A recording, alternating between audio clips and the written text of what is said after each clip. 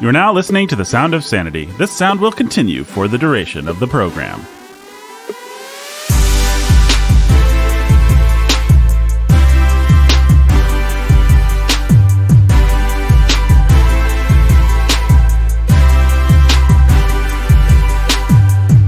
Hey everybody, welcome to Sound of Sanity. I'm Nathan, your humble and obedient host. We've got Ben right there. He is the preacher who's a teacher of sanity. I got it right. You did. I think I get it right on this show. I always mess it up on Sanity at the Movies. That's true. I have never successfully said you are the preacher who's a teacher of cinema. Very true. I always want to say the teacher of righteousness. I just think of you as a righteous guy. What can I say? It spills out of me. I don't know what you can say. My admiration for your goodness and virtue. Hey, Yay. Folks, speaking of goodness and virtue, we have a little less of it because Jake's not here today. Sadness. Wah. Okay. Right. Well, I'm glad we covered that. Yep. Hey, so me and Ben were having a discussion off mic that I thought might be interesting to fire up the old microphones and have the discussion on mic. So I won't try and trace the entire discussion for you, but Ben had a good insight that I thought you deserved to hear because our listeners deserve the very best, don't they? They do. And therefore, they deserve your insights. The very, very best. Well, we were talking about moral suasion. Yeah, well, I guess I could set it up a little bit to trace the threads. So we were, I won't tell you how we got there, but we were talking about censorship, and we were having the age-old discussion that dorky Christian men have, which is, what would you do if you were in charge of the world, and if you were establishing your own sort of world, or if, in the perfect theocracy, what would society look like? What would you allow? What would you disallow? Would we outlaw homosexuality? Me and Ben do not sit around having these discussions. No, actually. All the time. I don't know that we've ever had a discussion like this, but it just happened to come up organically in this particular, specifically because we were talking about censorship, which is an issue that's near and dear to my heart. I just love censorship. That's not what I mean. I mean, it's an issue that I've thought a lot about because I do creative stuff. I enjoy creative stuff. I enjoy movies and books, and some movies and books I enjoy are things that a just society maybe wouldn't allow, or I could imagine a Christian society of ages gone of yore. I mean, there have been Christian societies that have outlawed novels or plays altogether. So it's an interesting topic. It's one that you have to wrestle with, and you should wrestle with, and you should give, as a Christian who likes the arts, you have to wrestle with it, and you have to give the other side some points. I mean, you have to realize, wow, if a lot of the church fathers were really uncomfortable with plays and things like this, and they equated it basically with prostitution, you got to wrestle with that. You got to take that seriously. They weren't idiots. Now, that being said, somehow we got on the topic of, like, if I was in charge of the world, and somebody wrote a book with homosexuality, let's say, would I censor the book? Would I? And it's a really interesting topic, especially if you have some sympathy for the arts and some sympathy for artistic expression and these sorts of things. We want to be really careful but then as you try and be really careful, you end up kind of tying yourself in knots and not really knowing quite what to say, because I don't think you can, look, I can't recreate, and this episode is not going to be a 3-hour long parsing all this, but let's just say, for the sake of argument, my argument is you cannot say you wouldn't censor anything. That's ridiculous. When you see the degradation of our culture precisely because we don't say no to our artists, in large part because of the elevation of the arts, because of the sanctity with which we treat the arts, because we don't censor, we don't say no. Our culture is much more degraded than it should be, and that's just, you can't have your eyes open and see the world as it is and not see that that's true. Not see that, for example, Hollyweird, all the freaks in Hollyweird are leading the charge into degradation. And even there, I'm being a little ironic about it because that's the kind of thing that goofy conservative Christians say, and I wouldn't want to be lumped in with them. But on the other hand, I am a conservative Christian, and Hollywood is wicked, and they are leading us into decay. So you have to deal with that. You have to say, I would censor something, but then it's kind of hard and vague to figure out what. Do you just censor everything with sex? Well, no, then you'd have to censor the Bible. Do you censor everything with rape? Well, no, you'd have to censor the Bible. There again, everything with murder. Bible. So do you censor all poetry that speaks about the erotic? Well, no. Then you'd have to censor the Bible. You could perhaps posit a society where we just give the Bible a free pass and censor everything else. But that's silly. That's reductive. So what are you going to allow? And there's a judge. I don't remember what the case is. Maybe some of our listeners will know even the name of the gentleman. But there's a very famous case in the 20th century. Perhaps it was a D.H. Lawrence novel. Perhaps it might have been Lady Chatterley's Lover. But if not, it was James Joyce or one of those really provocative things that was in danger of being censored in the 20th century. And the judge basically said, this is pornography. And the other team, I think they call them teams in the legal purpose. That's the legal term, right? The other team said, well, how do you know what's pornography? Like, define pornography. This is actually art. This isn't porn. And the judge said, no, it's porn. And they said, no, it's art. And the judge said, no, it's porn. And they said, what's the difference? And the judge said famously, pornography is something that I know when I see. I know it when I see it. And that's as good as I'm going to give you. And he's been mocked now for 60, 70 years as everyone enjoys reading Ulysses or Lady Chatterley's Lover or whatever wonderful piece of art he was trying to suppress. But actually, if I was that judge, I don't know that I would do much better. I mean, there's things that are really obviously pornography and there's things that are really obviously art. But when you start to get in the gray area, you kind of just have to say, well, that one's wicked and it's obviously intended to arouse bad passions. And that one has other goals and also isn't even accidentally arousing bad passions. But it's still talking about some of the same things. It's still evoking some of the same things, so evoking some of the same feelings even. And that can be really, really, really tricky. So I was, just as I am now, I was pontificating about this. And then Ben, a little bit like, Ben's not younger than me, but a little bit like Elihu. He's like, this guy's just been pontificating forever. Let me say the smart thing and just puncture this balloon of wet gas. Wow, that's really gross. Balloon of wet gas. A balloon of wet gas. So, yeah. Otherwise called gas. I guess gas is just wet. There's no such thing as dry gas. Huh. I guess not. I mean, maybe there is. I don't know. Yeah. Congealed gas. Anyway. Yeah. Ben's like, I'm going to puncture this balloon of wet gas. And so that's when Ben said the thing that I thought the listeners should hear. Well, the thing you thought the listeners should hear is that it had to do with suasion, which is not a word we say persuasion. We don't say suasion, but suasion basically more or less means persuasion. It means using the tool of persuasion, using the tool of bringing someone along with you, not by force. Yeah, the dictionary definition is actually persuasion as opposed to force or compulsion, and that's nearly always how it's used. Yeah, we're going to use moral suasion, like a lot of what many of us think. What's his face? Trudeau should have done with the truckers instead of sending in the goon squad to beat them with batons. He could have tried a little thing called moral suasion where he says, hey, you guys have some good points, but also this, and let's talk and let me bring you around. Yeah. But that's not what happened. Yeah. So that's suasion. Yeah. And suasion is what you want before you ever get to censorship, because censorship and the need for it, like Nathan said, we're not going to be able to parse and answer all these questions, partly because I don't know that we've really thought about it that much. Right. Like if we had the power as Christians in a society and we were going to decide what ought to be censored and what not, how would we draw lines? How would we define pornography, as that judge was famously unable to do? Right. Well, before you even get there, what you want is you want fathers ruling households and you want church fathers ruling the church. And you want them to be using suasion to form people's character and form what they want, so that they don't want pornography. They're not interested in consuming it if other people create it, and they're not going to create it.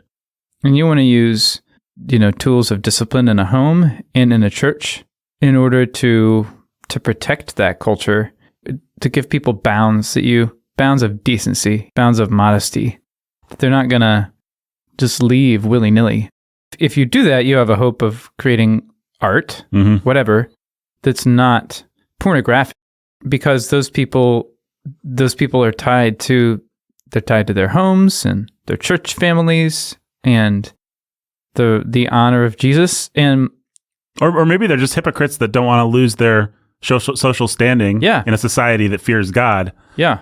But either way, that's right. They're self-censoring They're self-censoring. Yeah, and that's what you want.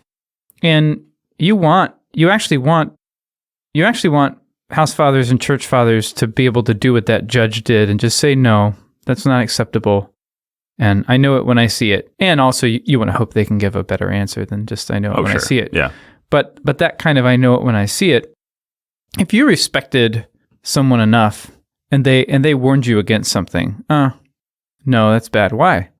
Well, it's this. Well, why is it that? Well, I know it when I see it. You actually, if you respected someone, you actually would accept that as a starting point. Now, I'm not saying you shouldn't want a definition of pornography, a better definition of boundaries than that guy gave. But, I mean, how many times have we even told someone, no, maybe someone we're discipling or counseling, and we can't articulate yet why, or we can't do a very good job of articulating, no, you shouldn't say that to this person. No, you shouldn't do that. Why? Well, there's something off about it. Maybe it's this. You sound really dumb. And then later, maybe you figure out why exactly that person shouldn't. Or how often have we been told something? You and me personally, Nathan, no, don't do this. And we didn't get a full explanation of the theory that explained the no. We just got a no. Right. And we respected those men or women enough to roll with that, at least for the time being. Yeah, it's the classic example of this is you have a young person that wants to date another young person, and the authority figures in their life say, "Nah, not that guy," and the daughter says, "Why not? Why not that guy?" And dad says, "I don't know, but I've lived my whole life with people. I've lived a lot longer than you have, and there's a million little things that I'm picking up on that I'm not able to articulate." Maybe he just doesn't look me in the eye. Maybe he has his hands in his pockets all the time in a weird way. Maybe, I mean, who knows? But there's 50 of those little things, and they all add up to, I don't trust this guy. And my gut is better than your reason, sweetie, because my gut has been developed by a lifetime of reason and wisdom and biblical influence and good pastoring, all that stuff. And so I've actually developed my intuition to the point where you should trust it because you love me and I'm your father and we have a good relationship. You do. And hopefully I can do better than that. Hopefully I can articulate it, and maybe over time I'll be able to articulate it. But you should actually trust my gut. There are people whose guts you should just trust because they have a lifetime of wisdom that they're drawing on. And very often in a counseling situation or a parenting situation or something like that, the father, the pastor, the counselor, whoever, the discipler will say, I'm not really sure. And then they'll go and they'll think about it and they'll come back and they'll say, okay, here's the, but it's stupid as the pastor, as the counselor, as the father, as the mother, as the whoever, it's stupid to wait every time. Like, well, I can't quite put the pieces together. There might be a time and a place depending on the situation to say, well, let me just think about it. I'm not going to give you an answer. But especially with high stakes stuff, it's actually often good to just say, I don't know why this is bad, but I know it's bad. And so let me get back to you on why it's bad. Yeah. Yeah. And that's it. Obviously, if you do get to a society again, which I trust there will someday be, where Christians get to decide what ought and ought not to be censored. Well, at that point, you do need some hard edges and boundaries and rules. But before you get there, you for sure want an actual culture of modesty and decency and humility underneath that judge. Right. Otherwise, what good is it going to do?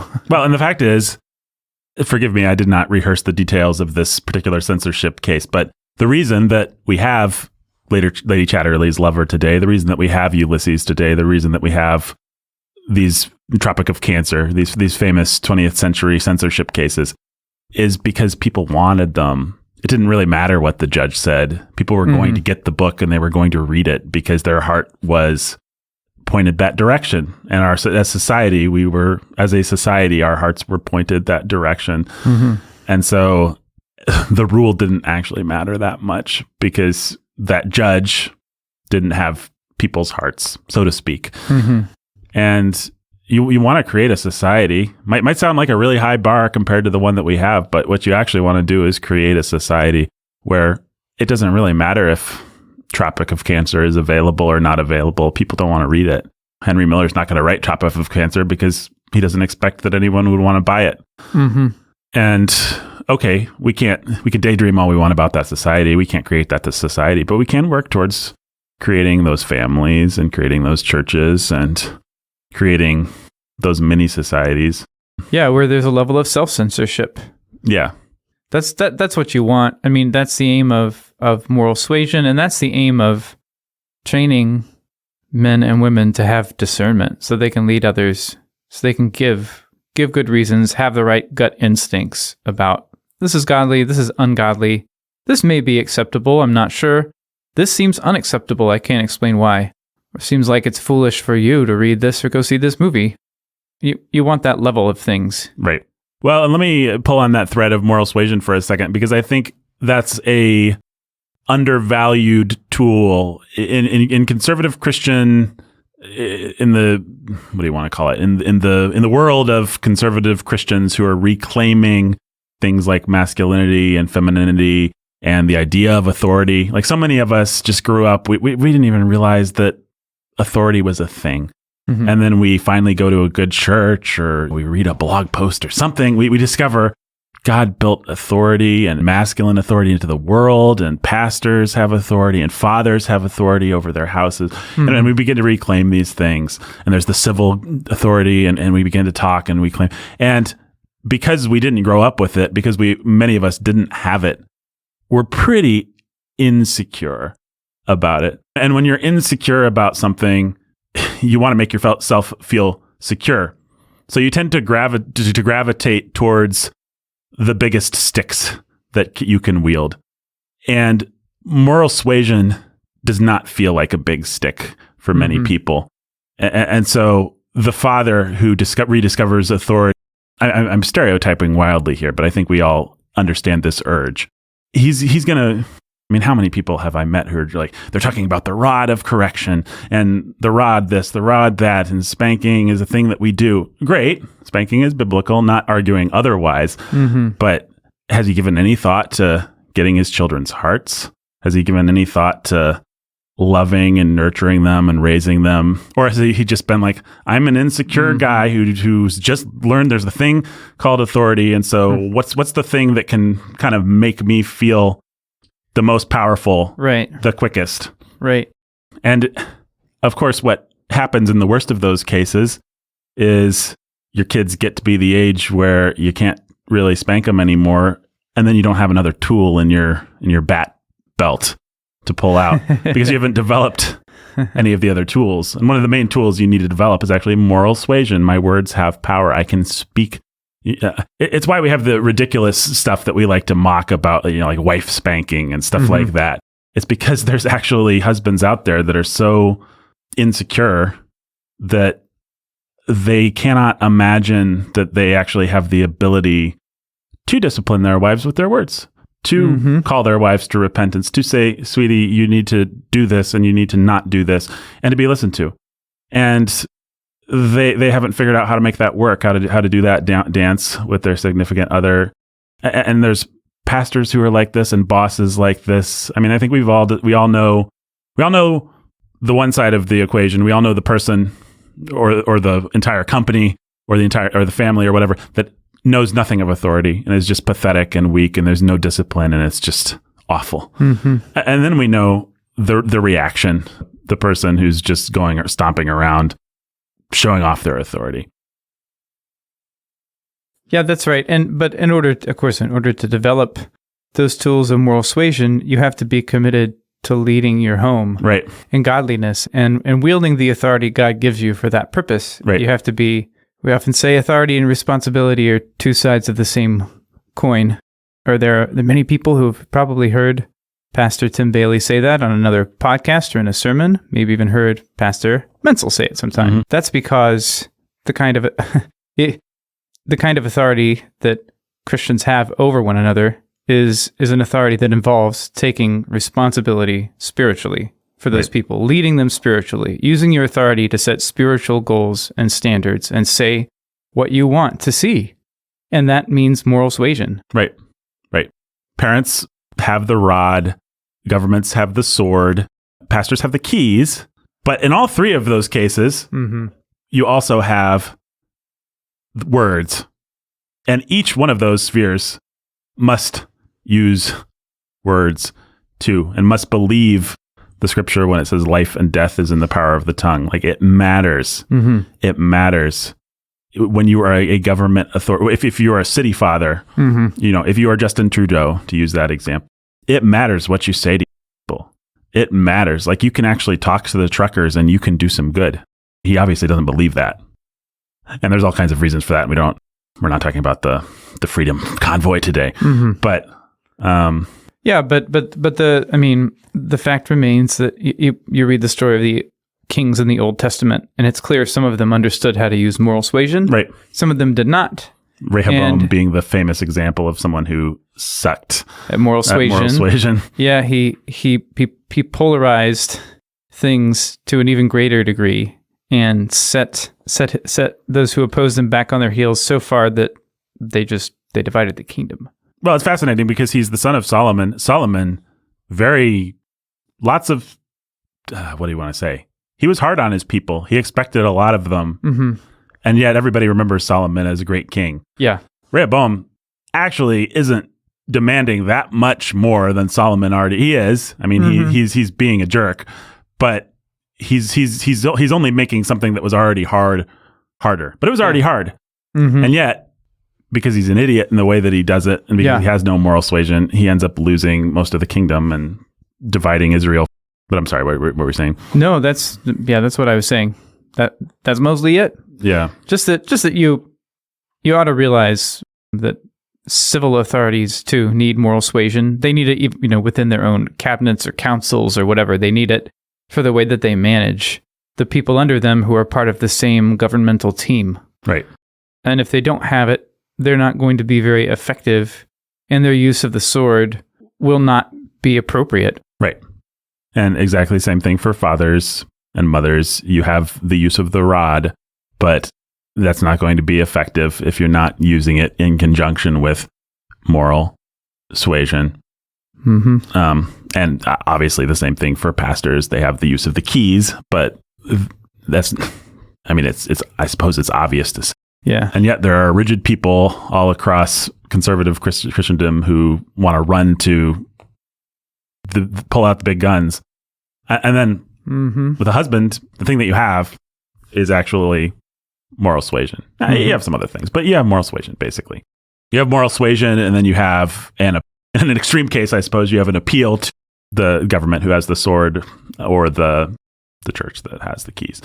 But your primary tool is moral suasion. And I don't know, it took me a long time to realize that my words had an effect on people, that I could change things and affect things. And the reason is you don't get instant results with words.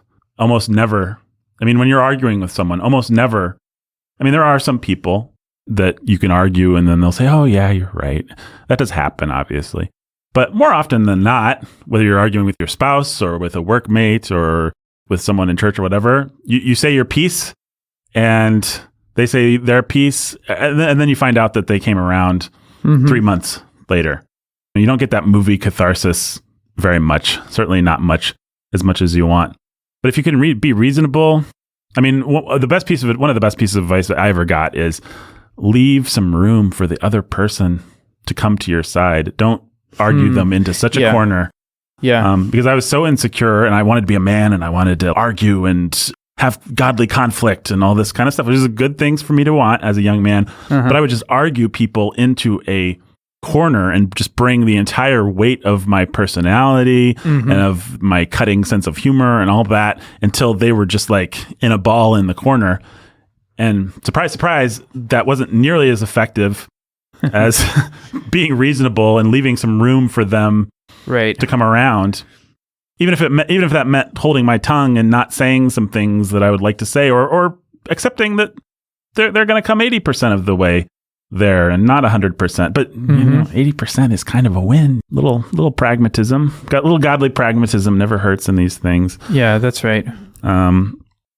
So we have to have faith for our words and have faith that if we say things, especially if we use the word of God,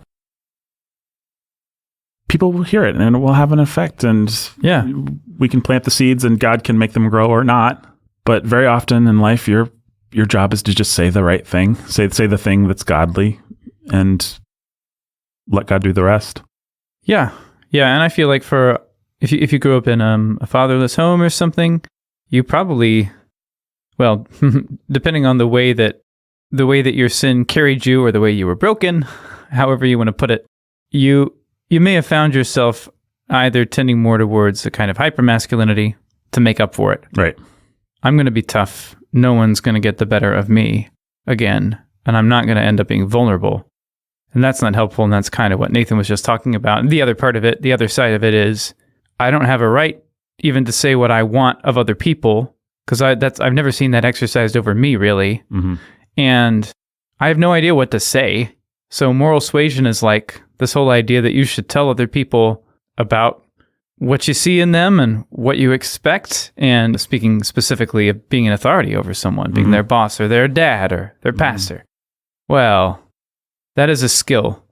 Knowing that you have a responsibility to say those things, and then figuring out what are the words. Right.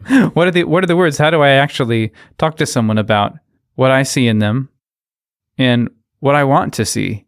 How do I even use that tool of moral suasion? Right. I don't have the words. I don't have the wisdom. I don't understand how this works. Other people do it, and it's like magic. Right. But that doesn't mean I can do it. Right.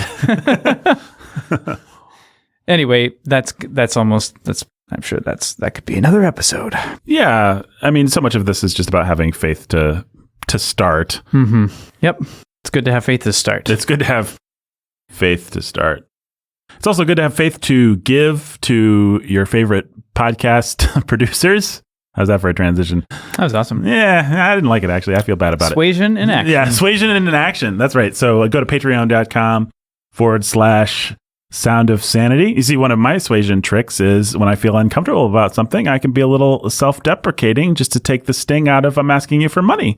And I think that can be an overused suasion trick. And if in the wrong scenario, it can completely undermine your authority. And I don't recommend it for every circumstance, but for a circumstance where it works and where it's good, it can be a great trick. And there's lots of tricks like that. But it's also good to be sincere. So let me sincerely say that if you go to patreon.com/Sound of Sanity and sign up to give, it will help us. That goes towards my salary, towards Ben's salary, towards Jake's salary too, actually, because we all work at least part-time for Warhorn. I work full-time for Warhorn. Mm-hmm. And it helps us do this work. We really can't do this work for free as much as we'd like. True. We need to provide for our families. And there's other good men that work for Warhorn and donate time, and some women. So certainly our wives all rely on us. Anyway, patreon.com/Sound of Sanity. Give to this work. That particular Patreon helps us do this podcast. It helps us do our creative work like Chip and Lance and The Ville and stuff like that, and other fun things. So I'll say it one more time. Patreon.com/Sound of Sanity. And until next time, stay sane.